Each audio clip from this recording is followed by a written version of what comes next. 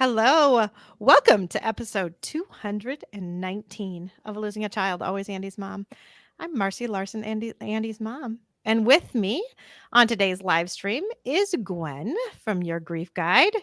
Gwen, who is always on our live streams.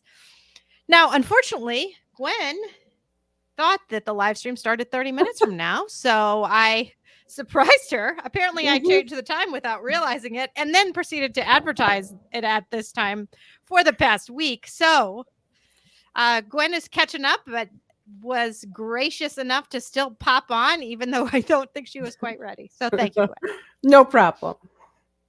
No problem. So, if you've been tuning in at all, what we've done over the last week here is Gwen came up with some Thanksgiving prompts just to kind of get us thinking about some things that we could discuss about the upcoming Thanksgiving holiday.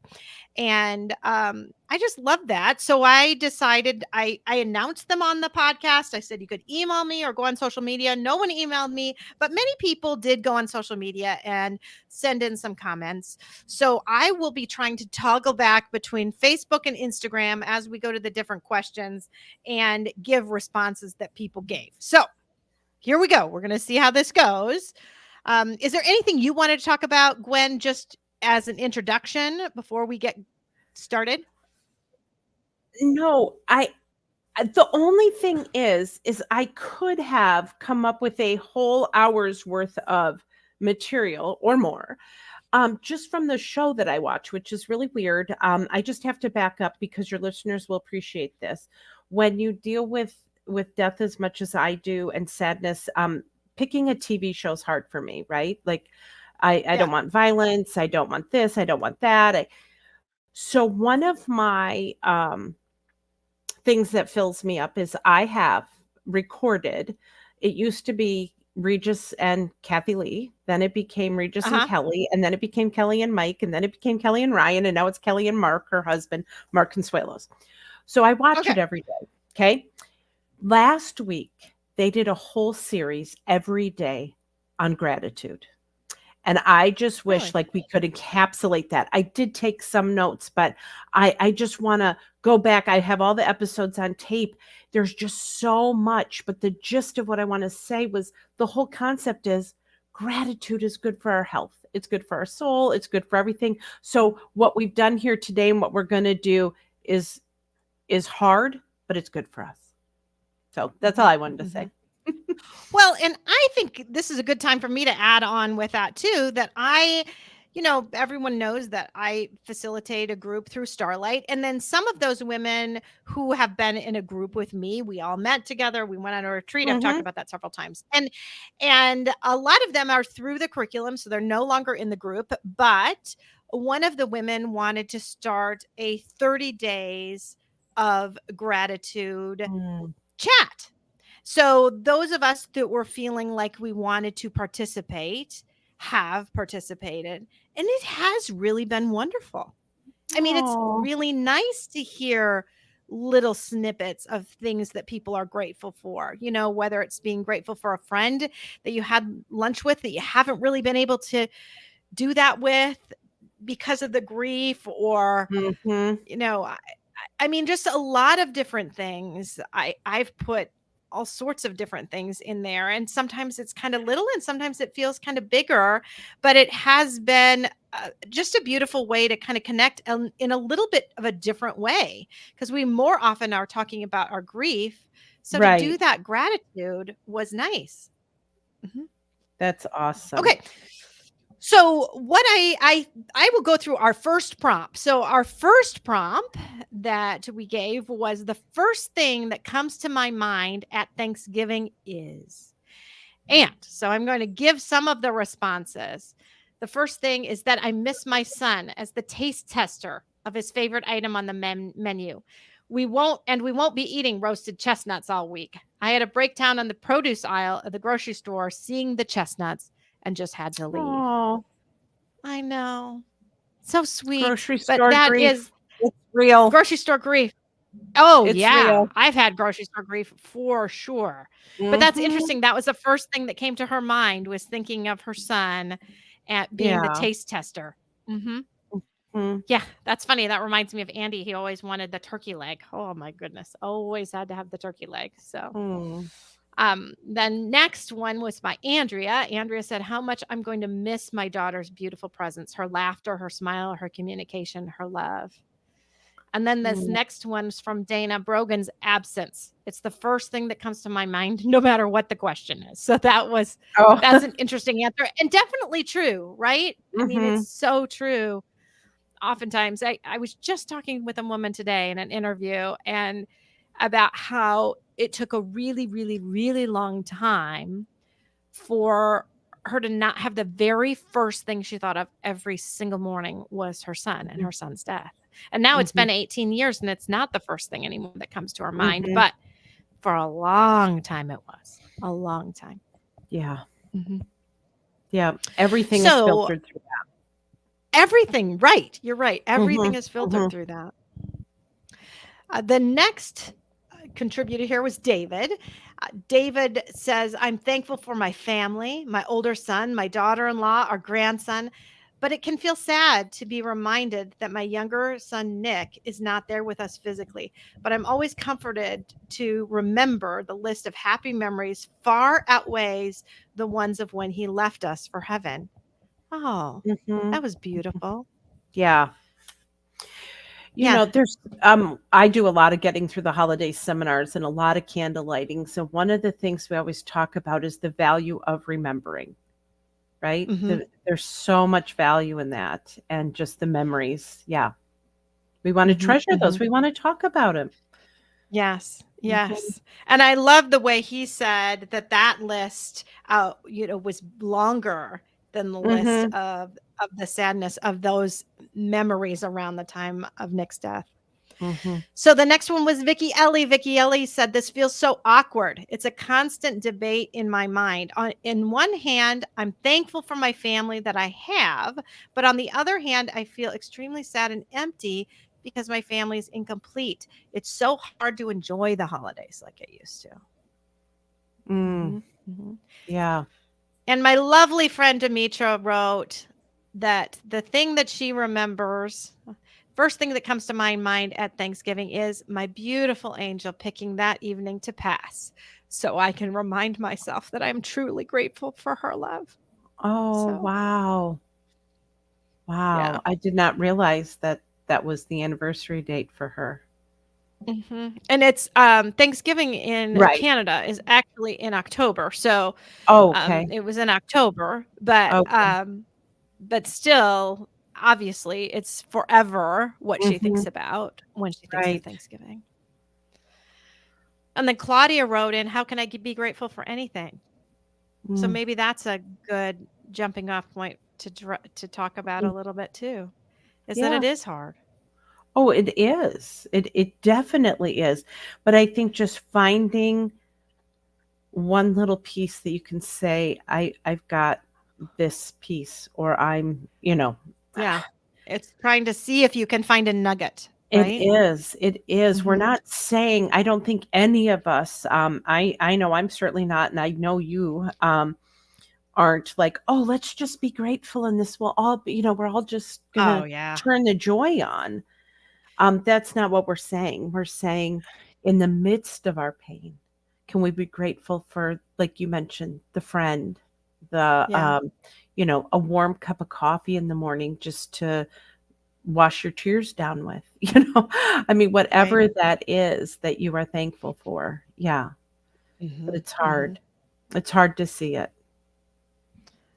I wanna put in too, somebody wrote in too on the live stream Mhm. here. I think of the tradition that Thanksgiving Day was the day that Taylor and I, her daughter, would put up the Christmas decorations and watch a movie. Oh, Yeah, absolutely. Absolutely. I yeah, can totally tradition. relate to that one because, Andy always wanted to put up the Christmas decorations, like, early, and I would always make him wait until Thanksgiving. Mhm, Sometimes the day before Thanksgiving, sometimes the day after, but I'd always make him wait till Thanksgiving, so I think it was his favorite part of Thanksgiving, honestly, mhm. was that he'd Right. get to get out the village and put out the Christmas Mhm, decorations, and this was really the start of Christmas. mhm. All right. So we've got two more on Facebook that wrote to this one.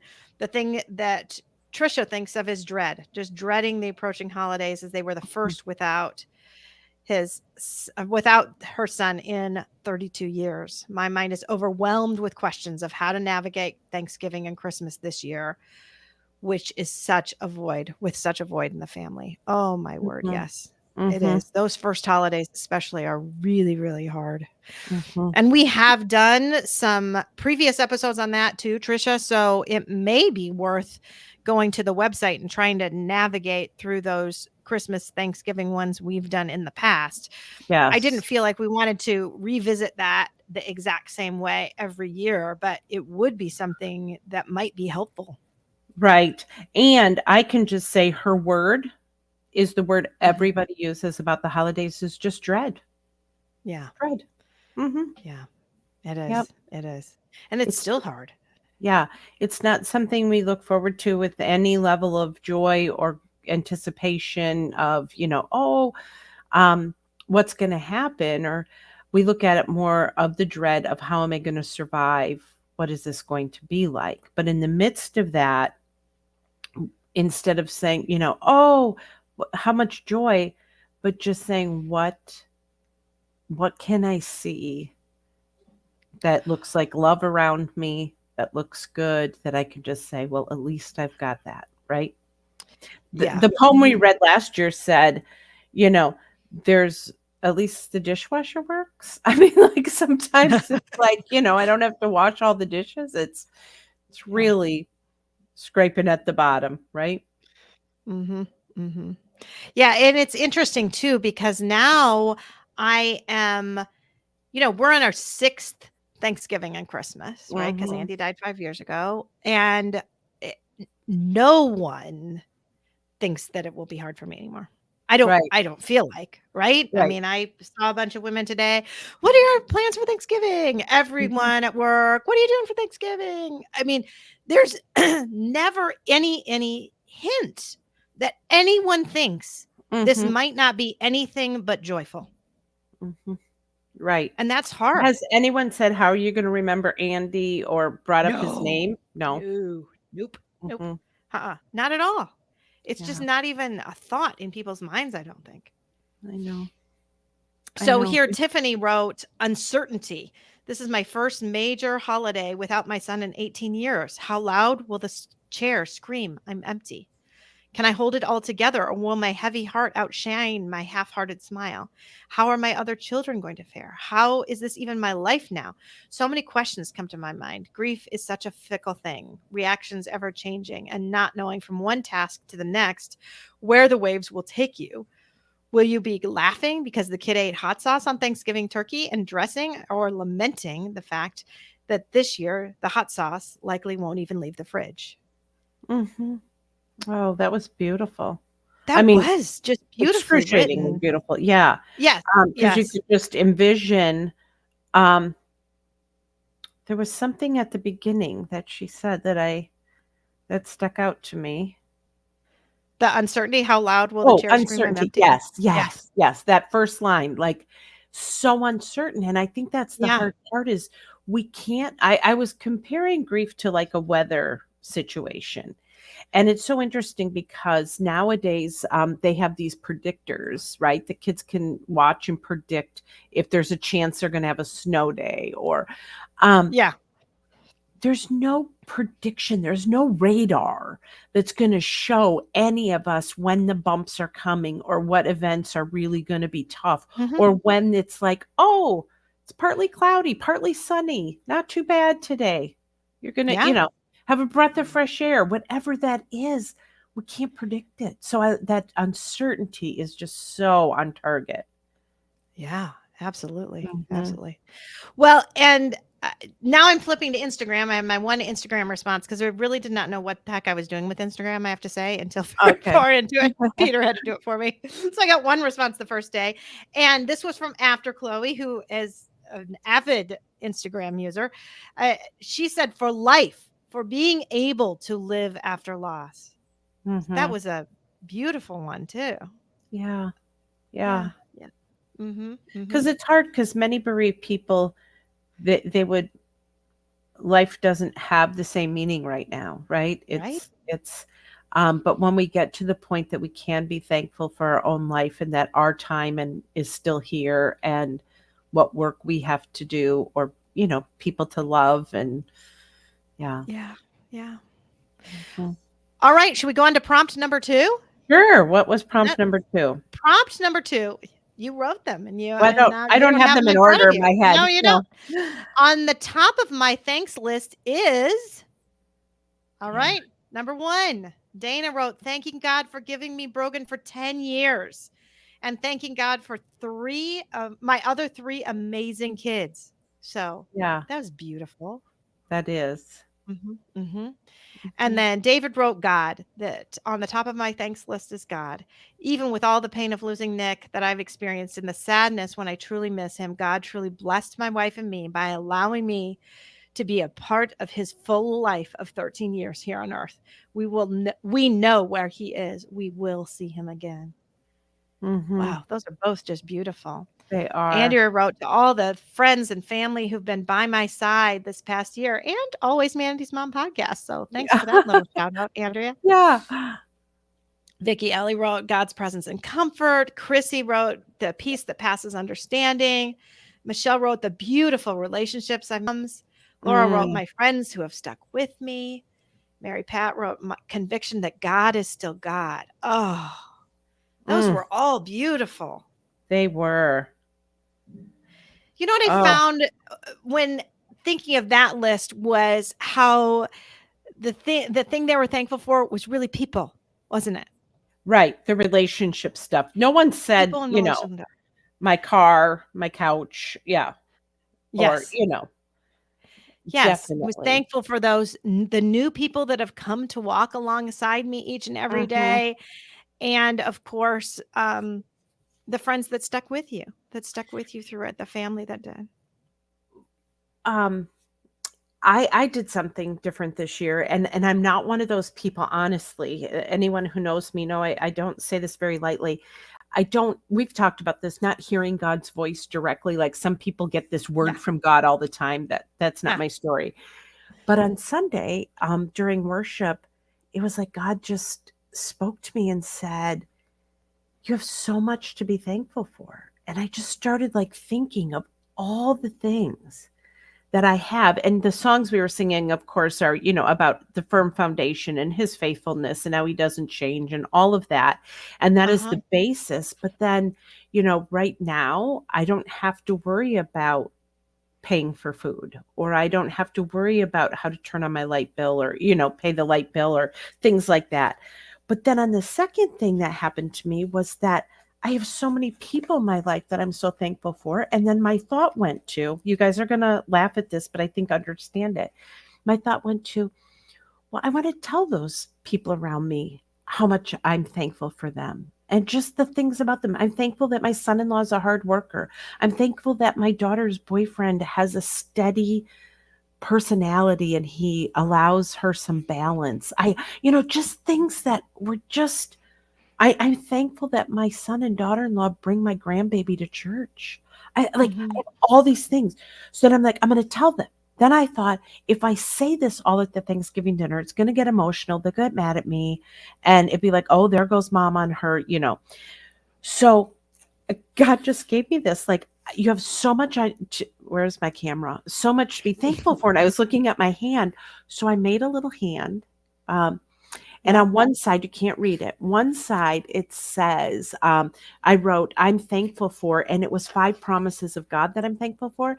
And then I wrote one specific to each person of things that I'm thankful for about them, because I Yeah. didn't want to read them or have them be emotional. I hope they're not listening right now, but because then they're going to know the surprise that I'm working on. Look at all of them that I have. I mean, and I'm just going to give out all of these hands to all of the people in my Oh. life that I have. All the God promises are the same, but then just that I'm really thankful for a lot of things, and I just wanted to say it.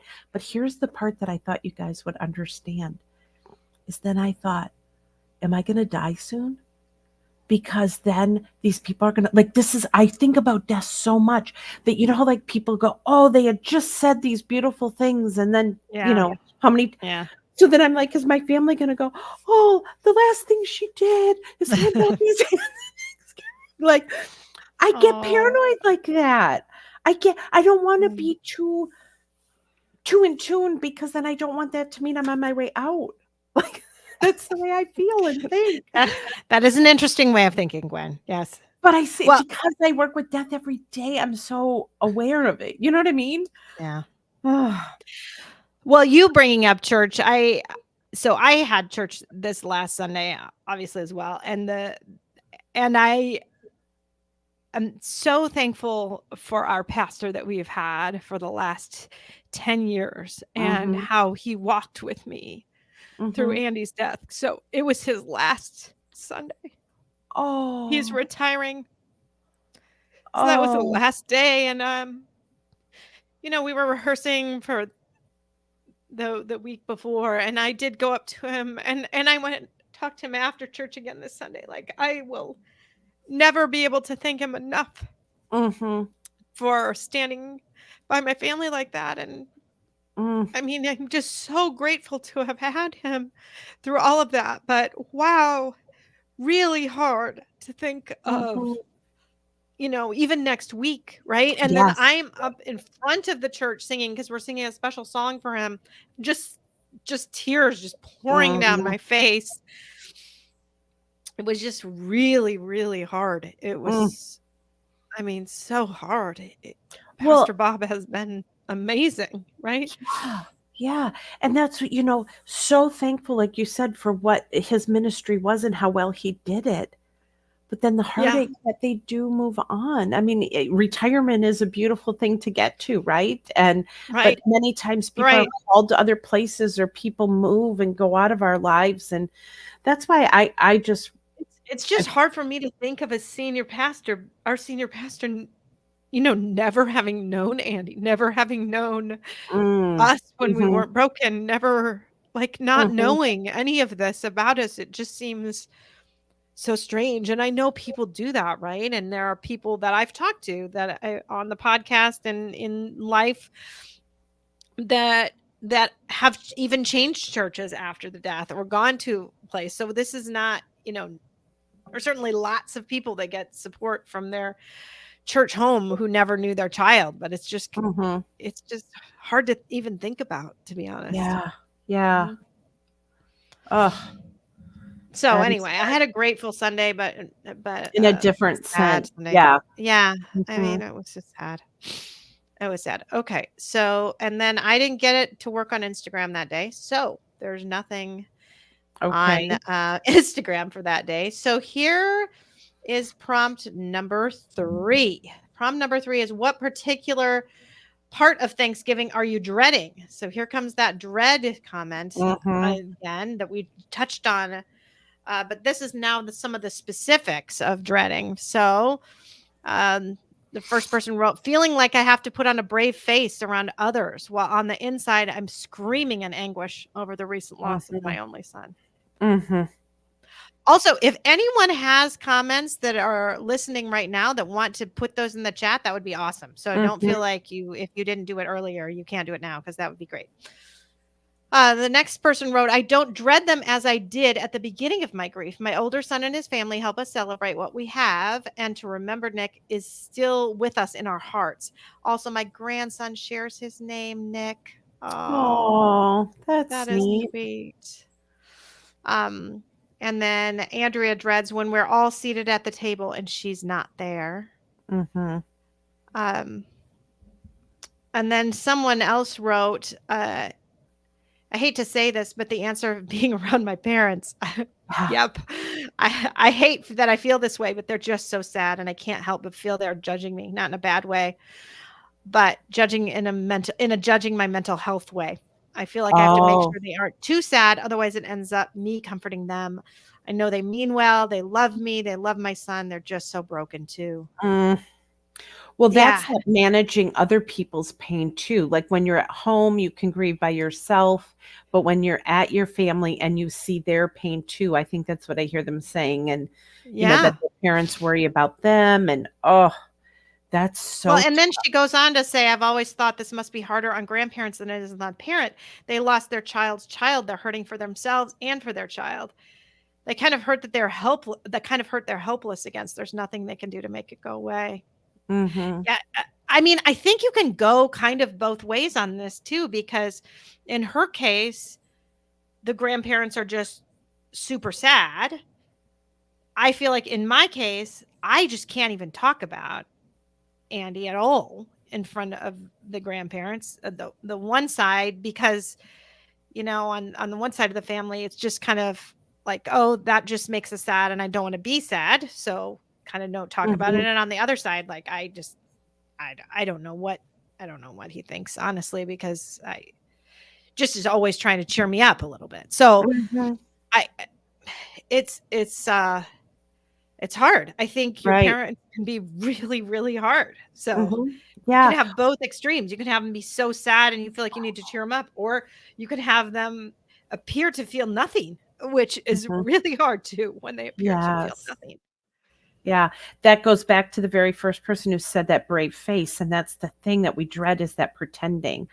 I ask people and we talk about what your emotional wish list would be, and so many people around the holidays, their emotional wish list would include that other people would know what I feel, know when to speak, know when I want to be alone, know when I want to be around people. Like, I can know. someone just The figure this problem is though, we don't even know know. that? Yeah. If I don't know the answer, I can't expect somebody else to know the answer, Mhm. because oftentimes I don't know the answer either. Yep. Like, And when it do I goes want to be back to alone and when do I yeah. want to be around people? I don't know. And that's the uncertainty that the other listener said about. It's just such an Right. uncertain yeah. Yeah, Uh, so now back to the answer about dreading. So, dreading cooking for 3 people rather than 4.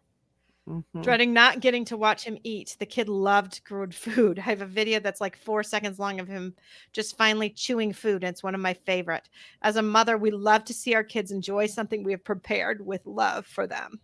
Often we finish the loads of cooking, exhausted, not even hungry anymore, and just sit back and spend time watching our loved ones dig in. I dread not being able to watch him enjoy his meal. Oh. Mm,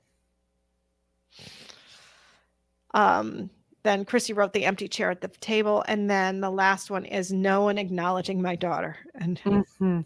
I guess that's the one that resonates the most with me, is that I Yeah. feel like that's what happens, is that there's not even acknowledgement.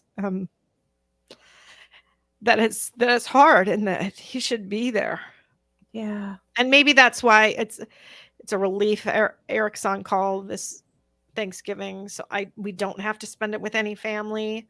Mhm. I did invite people that they could come here if they wanted to, but wasn't taken up on that, and which is fine. And so we're having Valeriano's coming home, and then he has some tenants. Interestingly, that they're young Guatemalan couple, and they have twin girls, and they don't even really speak a word of English, and they're coming to have Thanksgiving at my Oh, house. So that will make wow. things different for sure. Right. Right. And yeah. So anyway, that's what our Thanksgiving will be. But in a way, it's a little bit of a relief that it's not with a family who won't acknowledge the presence. I mean, I, Mhm. almost half the people won't even speak English, so I don't. Right.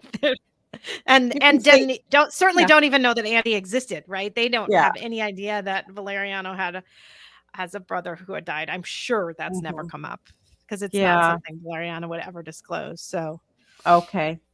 Um, but if they look at the pictures of Andy around, they may ask, I mean, or oh, they just even well, look they and, won't ask because they they won't know how to say it, but they'll they look, won't. and I mean, They may notice, yeah. yeah, I think sometimes maybe there's more of a connection in the nonverbal and just knowing like, that picture of your family there has, this many people in it. I think they'll be intuitive for some reason more so than even our family who knows and doesn't say anything and spend all their time. But um That Yeah, maybe what you so. just shared and what the other people shared is really the saddest, I don't want to say part of my job, but what makes me the most enraged is that people don't get it and that people do have to pretend and they do have to just, you know, survive, like moment by moment, just try to get through family things rather than having that openness and that common ground to say, hey, let's say a prayer or a toast or let's do this or that. It's just so hard. Right. Mhm. Somebody wrote in. Do you want to read that? Because you can read those. Yeah.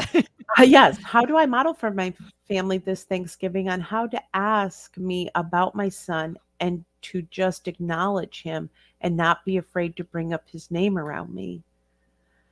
Um, how do you model that? Then you just say, these are ways that I'd like, him to be remembered.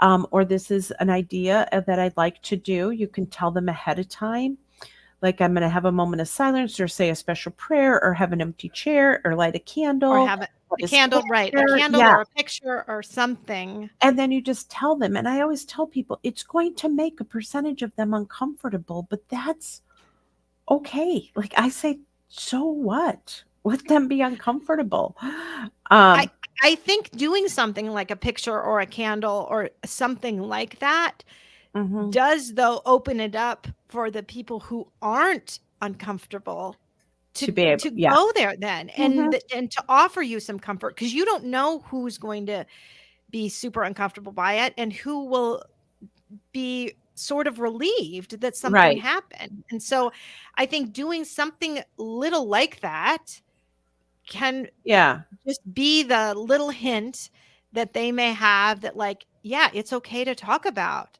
him or her, right? Yeah. Yep. And just, by modeling, by saying and not being afraid to talk about a memory when it comes, to have a laughter memory when it comes, to have a sad memory when it comes, and we're modeling all sorts of them are okay. I think there's some families who only are comfortable talking about, the good happy memories or they're not so receptive to ones that might be emotion provoking or sad Right. emotion. I well, either way, right? I mean, it Mhm. may be that they feel like the only way we can do it is with a picture or a moment of silence or something like that, when another thing you could do is say, "Oh, you know, I know Andy would love this turkey leg today. Right. Who's Yeah. gonna wanna eat it for him?" Right? Yeah. I mean, that Do you now do brought that? Andy back up into the conversation. No, I've never done that, but it's something Okay. that came to me, Yeah. and I probably I might do it. I think the only one that Mhm. would actually do it would be Peter, but, Right. I think that's something that you could do in bringing up your child in a very, just a kind of an even keel kind of way, right? So Right. not in a super Mhm. emotional, we've got to have this special moment of silence, and not being super light about it, but like, "Hey, Andy can't be here to eat the turkey leg. Who'd like to do that?" You Yeah. know? Or I don't know. always serving their favorite food, and like you're talking about, I have some other family members who do that. What a friend of mine's mom died when she was in high school, and every family gathering, they talk about who's going to make mom's favorite dish or what are we going to have that mom loves, so that she was always a part of their family gatherings that way. And now she has children and they say, "Are you going to make grandma's grape salad?" And they never met her mother. But they know that, Oh, because they talk about her recipes and her food and things. And I like what Michelle said here, that she always brings a picture and candle to light for her son. I can't count on anyone else doing it or bringing him up. I wish that they would. And that is the part I say about grief all the time is, even though we're hurting and we're on empty, we have to find the energy to do these things. Because if we wait on others, they won't do it, and then you'll just be yeah, disappointed. right. And then another holiday goes by. I haven't shared this poem in a long time. Maybe I should find it where it talks. Have I read it to you about, it's the concept of the elephant in the room. And basically, if if we can't bring up her name and we can't talk about her life, then we can't talk about her death, and we talk about all this other stuff, basically, the poem says, and all this trivial chatter, but yet we don't talk about this thing that's big Yeah. and hurt us all. And at the very end, it says, if I can't say her name, and her name was Barbara, it says, if I can't say Barbara to you and not have you look away, then you're leaving me alone in a room with an elephant. Yeah. And how many families have that, where they're left alone? And so, we have to bring that up and recognize it, that something very painful has happened, or something big is missing. Yeah. Yeah. Yeah.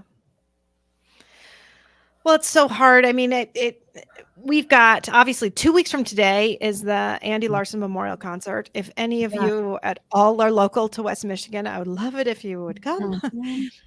and get tickets, because this is another thing that's been really hard, is that, when we were supposed to have the first Andy Larson Memorial Concert, it was supposed to be in March of 2020, the very last week, and the tickets, we sold out. I mean, it was going to be a big, Mhm. and I think there were more tickets to that place because it's in a different venue and there are fewer seats, I'm sure, in here. And this time we haven't sold Mhm. out, and it's hard. It's really hard, and I know partially it's been 5 years, and partially it's because it's Christmas time and people Yeah. have choir concerts and band concerts and Christmas parties and other commitments, and so a lot of people can't come because of that. But wow, I mean, it just like hurts my mama's heart, right? That Mhm. I really wanted it to be full, and maybe it still will be, and we've sold 75% of the tickets, so it's not like it's terrible, but Right. you just want it. You want people to come. You want Right. people to remember, and I wanted to honor all the kids whose parents have died, and the vocalist who's coming is like Grammy award winning. He's awesome. He sings this amazing song, "Don't You Weep for Me, Mother, When I'm Gone," and which I, of course, weep through the whole thing, but Right. Kind of an um, oxymoron. Don't you weep, mother. I know, That's when what I weep the moms whole do. time. I actually have been thinking, though, about that. I think Andy would be totally okay with me weeping on that Oh, song, because yeah. it's an emotional kind of Yeah, song, imagine but your child sitting there going, come on, you gotta at least have one tear for me. Don't take it seriously." Right, right. Mhm. I Yeah. know, I know. Um, So anyway, it's that just goes back to that. It's a hard thing, right? It's it hard. is. I think one of the couple things, the time of year, is really hard. And I'm so glad I got Yeah. my ticket right away when you told me about it, because I've already had so many things come up, and someone says, "Oh, December 5th." I'm like, "Nope, I can't. I got plans." Um, but if I had not, I Yeah. realize, like, how that date's been brought up for several different things. And so, Mhm. people, sadly enough, like you mentioned, have, band concerts and events, and yeah, things. Yeah, lots of things. There are lots of things that are Ugh. going on that night. There is, believe it or not, there is another boys choir, a blind boys choir from somewhere that's coming into Grand Rapids. Like, not even like another boys choir. Really? How crazy is that? So, anyway, Wow. because somebody wanted to bring her priest, and he is going to this other boys choir event at another place, and so it's busy. I totally get that. Mhm, But mhm. again, it doesn't make it easier for me, you know? No, not at all. Yeah. Okay. Not at all. Um, let's see. Should I've got okay. Can go on to prompt number 4.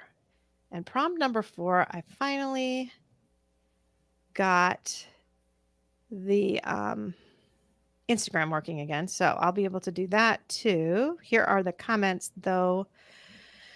I am thankful when others. So I am thankful when others say Brogan's name, share a photo or memory, or how they were reminded of him recently. Oh, Mm, that I love, especially that mhm, last part, how they were reminded of him recently, because that's the thing. Oftentimes I feel like I'm the only one remembering Andy. So when someone says, "Oh, I was thinking about Brogan the other day," or "I was thinking about mhm. Andy the other day when this happened," that just makes you happy.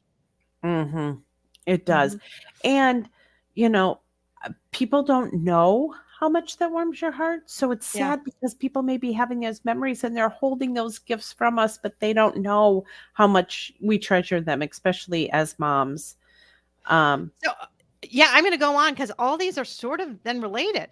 The next one okay. is when they say my son's name, share stories of him. It helps my wife and I to know he is still alive in their hearts and not just ours. The next person wrote, let me talk about my daughter and ask questions about her. The next one is share a memory, photo, or video of my son with me. Grateful knowing others are remembering him and continuing to speak his name. The next one, Stephanie wrote, I am also most thankful when someone lets me know they've thought of Alex, share a memory, say his name, letting me know they haven't forgotten about our boy. Michelle wrote, remember my son. For example, when I got a random text from someone who thought of him, dreamt of him, or shares a song or memory, it means so Mm, much to me. Oh my gosh, all of those. Laura wrote, share a memory they have of my son with me. Ask, oh, and then remember Caleb, share about him with me, acknowledge my grief, and don't try to fix me. Those are all beautiful. Those are all related. I've got two more here yeah. that aren't related, but I want to talk about those first. Those Okay. memories. Yeah. Those memories.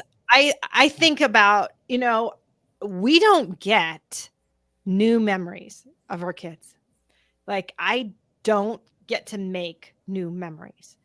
But when someone shares a memory that they Mhm. have, maybe one that I wasn't even there for. Mhm. Oh my word, it's like a new memory. Yeah. Yeah. It's a treasure for sure. Yeah. Yeah. And that's what all of those parents were talking about. Right. They were all talking about that. I mean, wouldn't that be beautiful? I know most of our audience is bereaved people. I really wish we had invited their friends, like all their friends were listening, and the friends knew that the best gift they could give a bereaved parent this Christmas was to share a memory or a picture or a dream that, all these things that were mentioned. Oh, Mhm. just think of all the gifts that would be given. Yeah, I may have to take this little clip and try to put it on Instagram or something because that Yeah. is what we would love to have people know, is to have Yeah. people know that sharing a new memory in the holidays is a Mhm. gift. Mhm. Yeah. And that's Tiffany wrote in too, just on the live comments right now. Right. Absolutely. It's the new memories. I mean, those, Yeah. what a gift. What a gift. Mhm. All right. So I am going to say two other comments that were a little bit different than the others. So Vicky Ellie wrote, I'm thankful when others respect my boundaries and don't force me to be present when during the holidays when Oh, I can't. amen. And then Mary Pat wrote, ask me how I'm doing and really want to know. Both of Yeah. those super, super important. Super valuable. When I said there's value in remembering, there's value in boundaries. There really is. Yeah. And just, yeah, realizing that bereaved people need boundaries and they can't emotionally go to everything or be involved in all the things. Yeah. And they're so pressured to do so. So pressured. Mhm. Telling somebody that you're not coming to an event, it's like it's sometimes people take it almost as a personal affront that it's against them. It's not. It's that I personally can't do that right now. It is just too difficult Right. for me right now. It has nothing to do with them or Well, that we think they're going to be unkind or whatever. right. I just had this thought, being new grandparents, and this is our first holidays. Our granddaughter will be 9 months old next week. Um, Thinking about all the plans and the time of day, everything. When you have a new baby, everything is based around feeding, their naps, and Yeah. so we're navigating that. So I just thought, wouldn't that be why couldn't it be for bereaved people that their families realize that everything has to be navigated through the needs of the most hurting person in the room? Yeah. We're Right. looking at the Right. most needy, vulnerable person in our family. Well, a bereaved person is the most needy, vulnerable. I just had an aha moment. Man, we gotta have the sensitivity that we do for new moms and new babies, and realizing that how many people, they when a new mom says, sorry, I can't be there, or I just, the baby can't allow for it, or I have to feed, or we have to, goes, oh yeah, yeah, yeah, just come when you can. They don't give that same Yeah. grace to a bereaved person. No, no, they don't. They don't at all. They make you now feel guilty because I'm Mhm. already, dreading it. I don't want to do it. It was a really hard decision to come to. None of those decisions are made lightly, whether you're going Right. to go to an event or not. They're not. And so when I say I'm sorry, I just can't do that, when you get a why not or a look of like, really? Then that's just not helpful. Uh-huh. Right. Okay, so I'm going to go to Instagram now and say the responses to this Okay. one on Instagram. Again, now I've got to try to remember what the question was. It was Oh, yeah, I am I thankful was when others. There you yours. go. Yep. Okay, here we go. Here we go. When others accept my grief and aren't uncomfortable being around me. Yes. Remember my son and talk about him with me. Oh, Peter, because this is me testing it because I wasn't sure that it was working. So Peter wrote, "Give me mashed potatoes." I'm thankful when others give me mashed potatoes. That's Peter, awesome. bless him. He loves my mashed potatoes. And I told him today, I was like, just so you know, the mashed potatoes is making the live stream today. So, Oh, good. um, and the next person wrote, understand why I may not be thankful. That's a good Mhm. one too. That Yep. not expecting that you have to act a certain way. Right. And then I'm thankful when I stop and realize all the love and support I receive daily from family and friends. Oh, that's Mm, beautiful. I'm so it glad that's the is. case. So glad. Okay.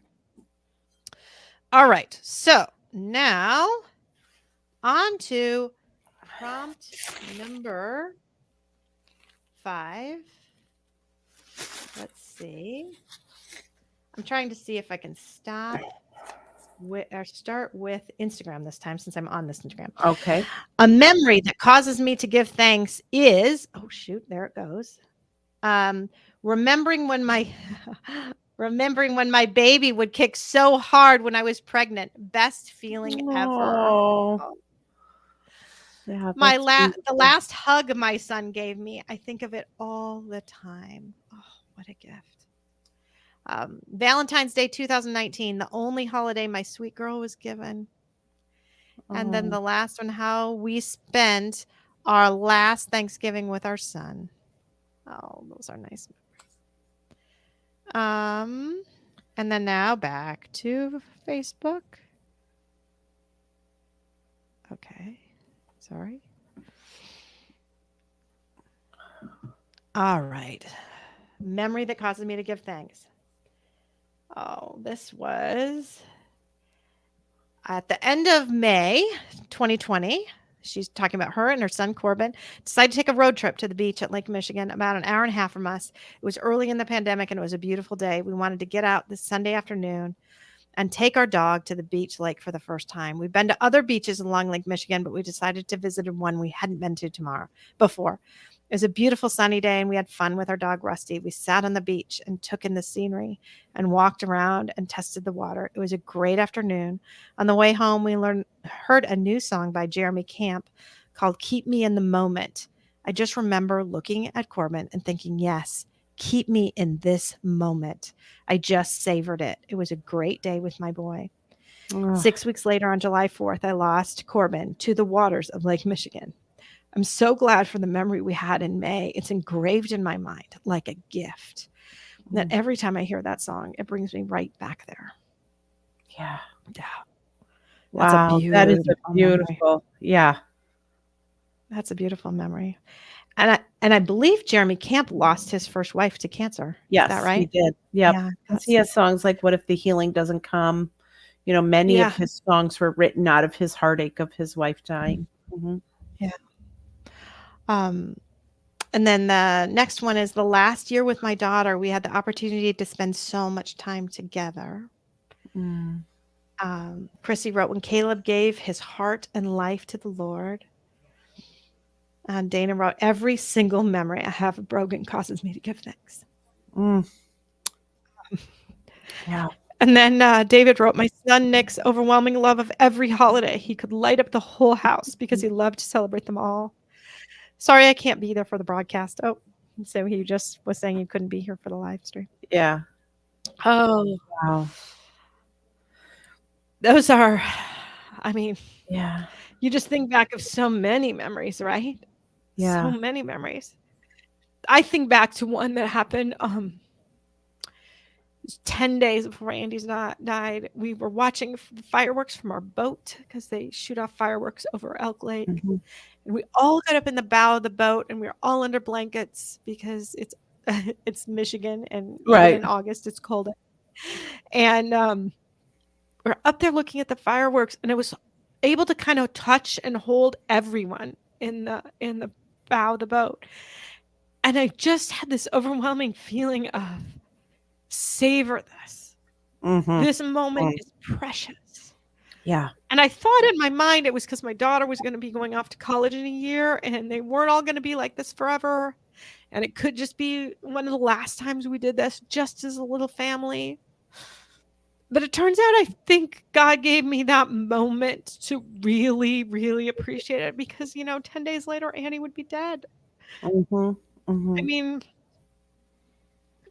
I Yeah. just, I think about that night a lot. I Yeah. think about that memory a lot I think most of us and have a how, moment we go ahead. no, go ahead. No, that, and the mom writing about that day where they were at Lake Michigan and um, just living in that moment, that a lot of us can go back to a moment where you look and go, wow, right now life is good. And it's been so long since a bereaved parent has had that feeling, right? We love that feeling. And we're not we're not going to have that Yeah, again until we're all together, right? Um, right. yeah. That's the thing. That's the thing. I don't know when I will have another moment like that Yeah. or if I will again in my life. I Right. don't know if Yeah. I will Right. because, Right. the absence is always there. It's just going back to what people were writing about the empty chair at the table, Yeah, right? but I recall one of the listeners wrote about, their son, daughter-in-law, grandchildren. Someone wrote that tonight that you were reading about, that I think what they're saying is they do have still moments that they can treasure, like, with the people that are around them. I mean, it's not the same or replaces, but what I heard in that comment was, "I still have those things too." Yeah. Yeah. Yeah. Yeah.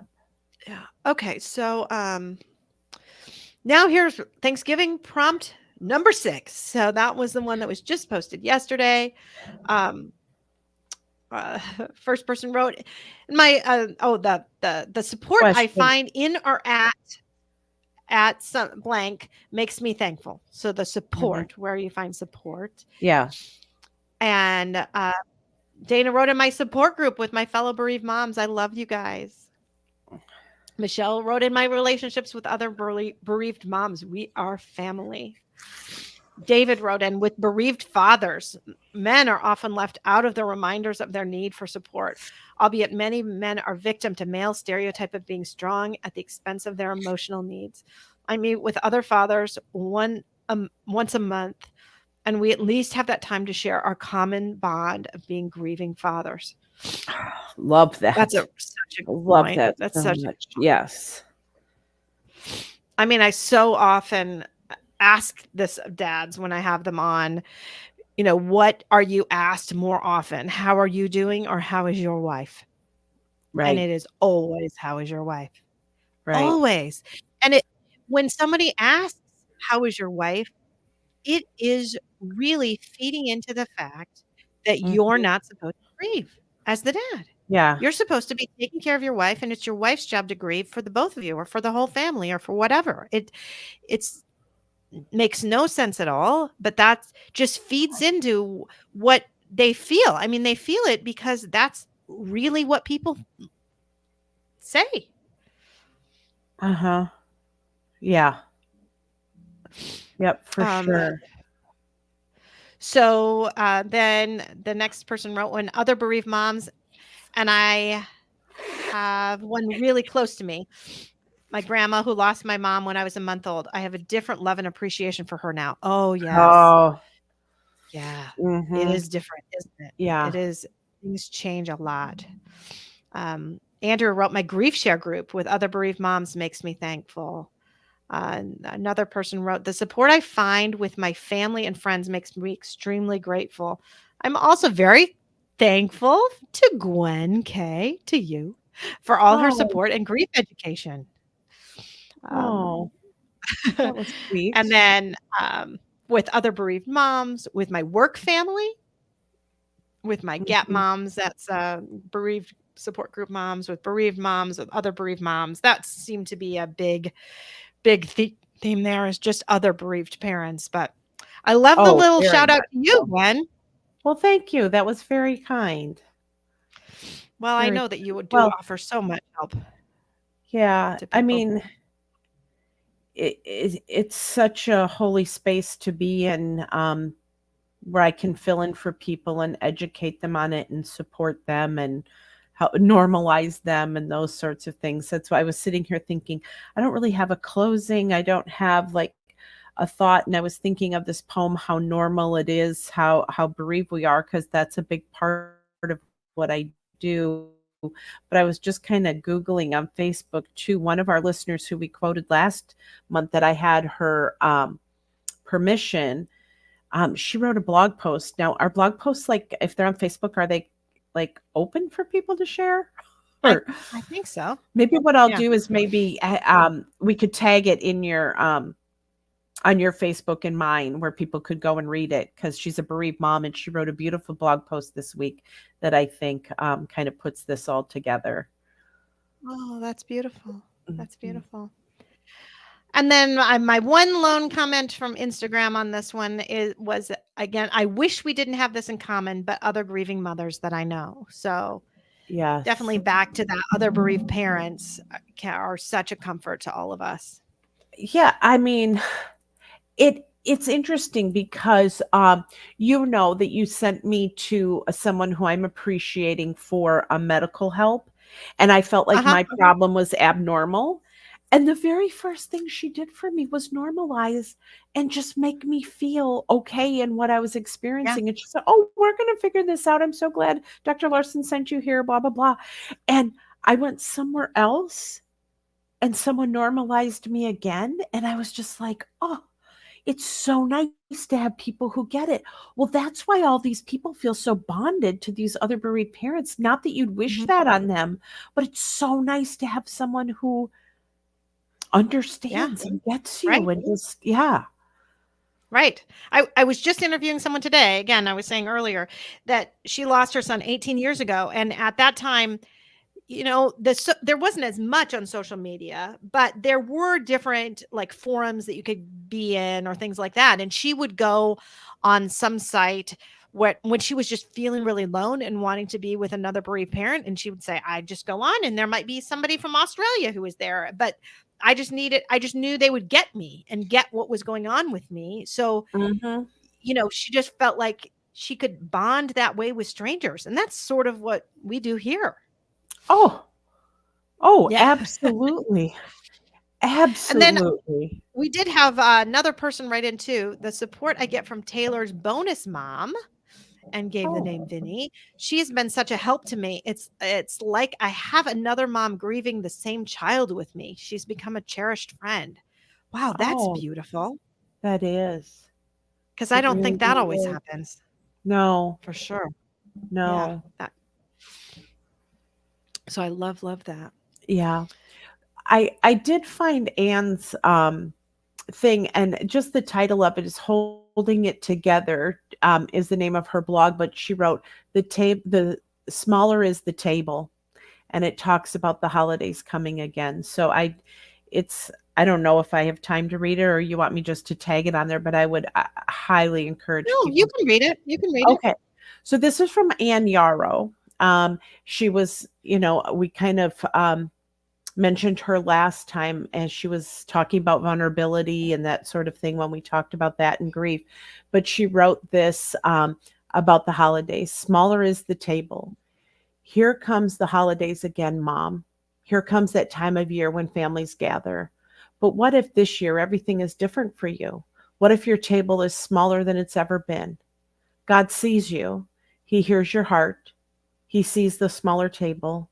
He sees the aching heart of every mother all over our torn world. He sees the ones who long for their homes to be loud and full again, even just for a day. He sees the ones who long to hear the sweetness of siblings laughing together in the other room while she does his cook. which all she does is cook all day long, and she'd do it again just to hear it for a moment. He sees the ones whose arms ache for the one who went far away, to take a job, to marry their sweetheart, to start a grand adventure, and just can't make it back this year.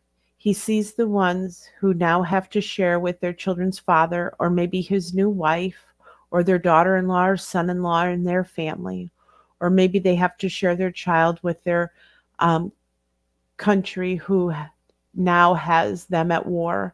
And these kids come back to visit. They do. But for the ones who can't come back, for the ones who got lost when they went to find themselves only to lose themselves, for the ones whose departure was just to be a little while, but it was sudden and then it was final, for the Yeah. ones who got sick and never got well, for you, Mom, you who aches every day. God especially sees your heart. He cries with you, he aches with you, he screams with you. He holds the shattered pieces of your heart, and when you don't feel it or believe it, he does. He must, because he is love. The heart of a mother soldiers on. It has to. Your life has changed. Your life has changed seasons, and your children's lives have too. You had them for a while, for a breath of a while, but for now you wait with hope. Hope for the next year to have them all around at your table. Or maybe you must wait even more for the ultimate hope to sit with them again in heaven forever. Mom, do you understand how much God gets it? He understands it fully. He feels it. He aches as well. He waits patiently for his children to come to him, to come home, to say yes to coming home forever, to dine with him at his table. There will be a day when the table will be set and ready. Have you received his invitation? When your chair sits empty here on earth, will you be sitting with him in heaven? Will you be with the one who created you in his image, the one who still gave his life for you, knowing you from beginning to end? He has a place set with love just for you. Oh, Wasn't that beautiful? that is beautiful. She's a great writer, and she's got a beautiful photo of just an empty, like almost bowlish plate, just alone Hmm. there. I just so Yeah. it's from a Oh, and bereaved I mom. She wanted to gets end with it. and share one more thing that Mhm. that Chrissy wrote on the blog on A Journey for Caleb just 3 days ago. And it the picture says it's okay not to feel thankful. Mm, And then she wrote, "Today I'm thankful for the truth in this statement. Am I thankful? Yes, very. Do I always feel thankful? No, and that's okay. Living with loss is hard, and the holidays only exacerbate the pain. If you're entering your first, your fifth, or your 20th holiday season without your loved one, here's a friendly reminder to be gentle with yourself. If you're a friend supporting someone, don't take it personally if they're not feeling very thankful. Simply love them, support them, and give them grace." mm. And I think that's a beautiful way to end today. Thank you, Oh, Chrissy, for that. absolutely. Absolutely.